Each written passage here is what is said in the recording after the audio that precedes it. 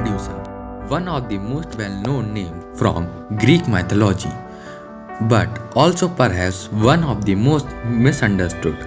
The name Medusa summons fourth image of terrible and cruel monster, but she was not always this way. So, who was Medusa really? And how did she end up being cast in the role of villain? Let's find out together right now. Medusa was the daughter of Phorcys and Ceto, primordial sea gods of Greek mythology. She was born on the island of Sarpedon and was one of the three sisters. Unlike her siblings, however, she was mortal and therefore vulnerable to the laws of nature and the whims of the gods. She was a beautiful maiden whose grace was well known throughout the land. She was so enchanting that many men wanted to marry her. Despite this, however, Medusa made the decision to pledge herself to the goddess Athena, foregoing any male attention and taking the vows of celibacy that were required of Athena's priestesses. For a time, things were peaceful for Medusa, despite her beauty attracting a degree of jealousy even from the goddess Athena. She revealed her position at the temple and took pleasure in her simple duties. Things would escalate quickly, however, when the god Poseidon laid eyes upon Medusa and everything changed. Whether it was as simple as the great beauty of the maiden Medusa being irresistible to Poseidon, or that she was represented as an opportunity for him to disrupt one of his great rivals in the pantheon, Athena. Perhaps even a mixture of both. Whichever the case, Poseidon set about making Medusa his own. There are several variations of the myth, some of which claims that Medusa fell in love with the god Poseidon, choosing to forego her dedication to goddess Athena. The more common version suggests that Medusa remained loyal to the goddess and was taken by Poseidon against her will. The culmination of both versions, however, is consistent with Athena's fury and anger towards her rival and Medusa. Medusa is devastated by the events and turns to Athena for help and support. Despite being the innocent victim in the most common version of the tale, Medusa is cast aside by Athena. The goddess is furious with her priestess for falling in love with her rival and for now being pregnant with the offspring of Poseidon.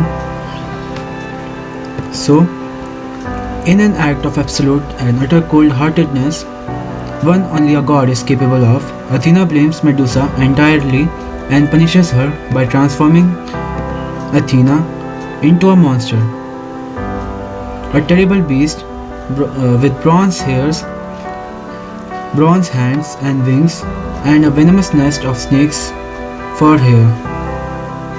She is given power to turn anyone who looks into her eyes immediately into a stone, a deadly power but also a cruel curse to ensure her permanent loneliness. Her two sisters tried to defend Medusa, but this led only to their own punishment as the furious vengeance of Athena is undeterred. They were also transformed, becoming the monstrous Gorgon sisters of the legend.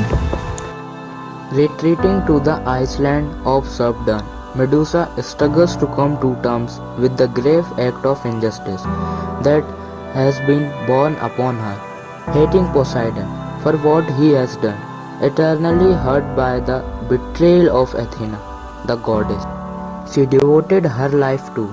Over time, she changes as her character beings to match the physical form she has been given, a vicious monster. She is no longer sought out by men endlessly for her beauty, but instead now as a trophy to hunt. Her hatred grown until her inner being is truly a reflection of her outer form, a product of her transformation. She kills all those who attempt to harm her, reputation and legend growing immeasurably. That is until one hero arrives to claim her head, Perseus. There is something different about Perseus that marks him out from all other hunters. He had divine assistance. As the son of Zeus, Perseus was able to ask the gods directly for help in his quest to kill Medusa. From Athena, he received a mirrored bronze shield. From Hermes, he receives winged sandals. Hephaestus presents him with a mighty sword, and lastly, from Hades, he receives a helm of invisibility. Armed with these gifts of the gods, Perseus sneaks into the lair of Medusa and using the mirror shield to see without looking directly at her, he is able to defeat Medusa, beheading her with the gifted sword. The moment her head was severed, to the surprise of Perseus, the two children of Poseidon that had been inside her sprang forth, fully formed. One was the pure white-winged stallion Pegasus, well known in Greek mythology, followed swiftly by the man Chrysaor, born with a golden sword in his hand. As he attempts to escape the island, the body of Medusa is discovered by her two sisters, who let out a cry that echoes throughout the land. They hunt desperately for Perseus, but he is able to slip away with the head of the Medusa, which, even severed from her body, retained its power of petrification. Using the helm of invisibility from Hades, Perseus would go on to use the head of Medusa in many future trials, including to battle and defeat the Titan Atlas and the sea monster Cetus.